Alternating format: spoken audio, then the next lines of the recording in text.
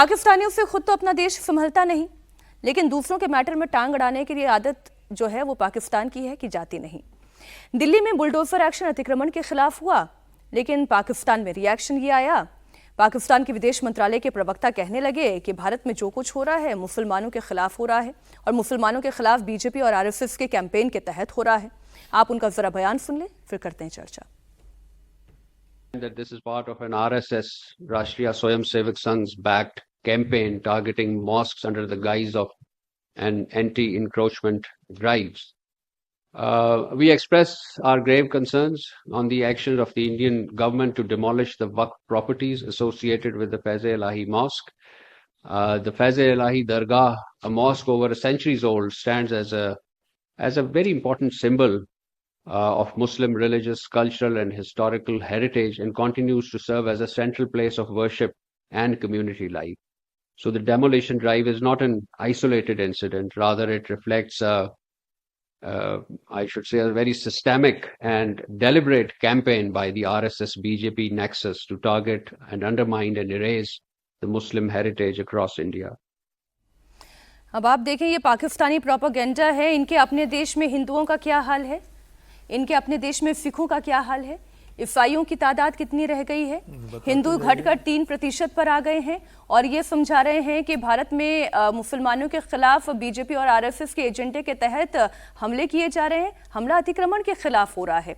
लेकिन वो जिस मानसिकता की बात अभी प्रोफेसर साहब कह रहे थे हर्षवर्धन जी, कि जहनियत ही ये है कि आप इतना संवेदनशील कर दो कि वो हाथों में पत्थर उठा कर आ जाए। वो बोले उससे पहले पाकिस्तान ही थोड़े बोल रहा है, भारत का मुसलमान नहीं बोल रहा है क्या, भारत के नेता नहीं बोल रहे हैं क्या? पाकिस्तान वही भाषा बोल रहा है जो भारत के मुस्लिम नेता बोल रहे हैं और भारत की पॉलिटिकल पार्टियों में राहुल गांधी बोल रहे हैं और बाकी अन्य दल बोल रहे हैं।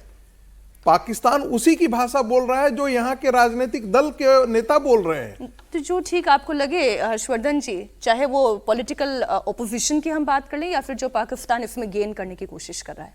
नहीं, देखिए, मुझे लगता है कि ये चिंता तो बड़ी है। पाकिस्तान जो कोशिश कर रहा है वो तो लगातार करेगा और हमारा उस पर कोई कंट्रोल नहीं है, लेकिन भारत के भीतर जो कुछ होता है और जो बार बार, और मुझे लगता है मूल बात की तरफ हम लोग आज चर्चा कर रहे हैं कि और सब तो ठीक है, संवेदनशील कैसे हो जाता है। यानी ये बड़ा विचित्र होता है। वो कहते हैं कि मुस्लिम बहुल इलाके से रामनवमी का जुलूस क्यों गया, मुस्लिम बहुल इलाके में क्यों माता की चौकी निकल गई। बड़ा विचित्र नहीं है? मतलब अगर ये होगा तो फिर तो डिबेट दूसरी तरफ जाएगी और तब हो जाएगा कि सांप्रदायिक हो गया।